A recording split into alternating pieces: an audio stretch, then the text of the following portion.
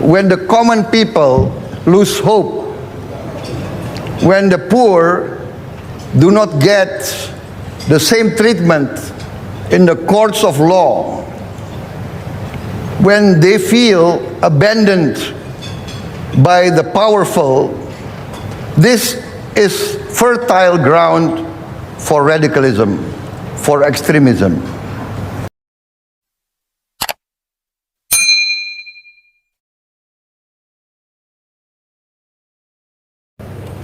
Yes, if you stand, the microphone is right to your right, and we'll close with that question. Go ahead.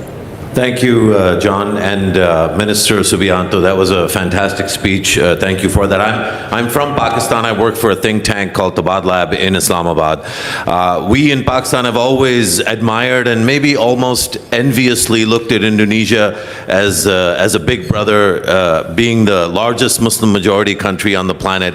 You just mentioned the other big factor that we've envied, which is, of course, civilian supremacy and the military's voluntary withdrawal from public life and political life in the way that you described. And the other thing we've always admired about Indonesia is that we've always felt that the problem of extremism, of course, you've had a difficult challenge with terrorism, but the problem of extremism in your society isn't as profound or as problematic as maybe we've had to deal with and are dealing with currently. Over the last few years, though, as you successfully fought the war on terror, which Pakistan also did, in obviously different contexts with some connections, including Al-Qaeda's influence both in our part of the world and your part of the world, there was an increase in extremism in society more broadly. So I wanted you to maybe talk to us a little bit, not so much about the success of beating down terrorism, which you've successfully done, but the challenge of the coming decade and longer in terms of the pressures on politics and society and the state from within society, the growth of extremism, so that the strength that you have as a Muslim majority nation slowly begins to maybe corrode at some of the other strengths that you have as a society, and then threatens obviously the wider ambitions Indonesia has, both within the country and beyond its borders. Thank you very much for your question and your kind words about Indonesia. As you know, we also admire Pakistan. I would like to make this observation.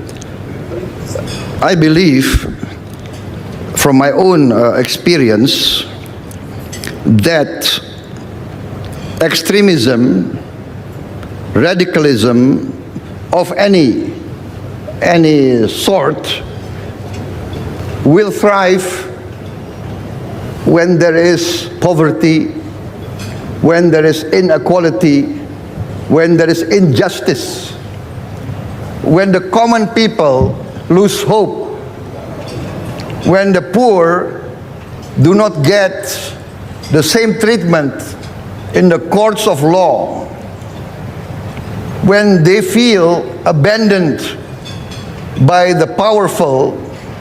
This is fertile ground for radicalism, for extremism.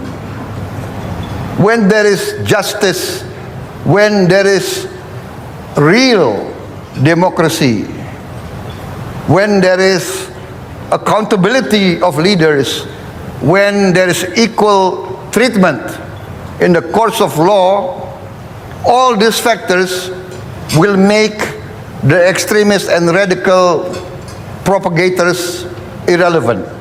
This is my conviction. So the challenge is, how do we provide these essentials?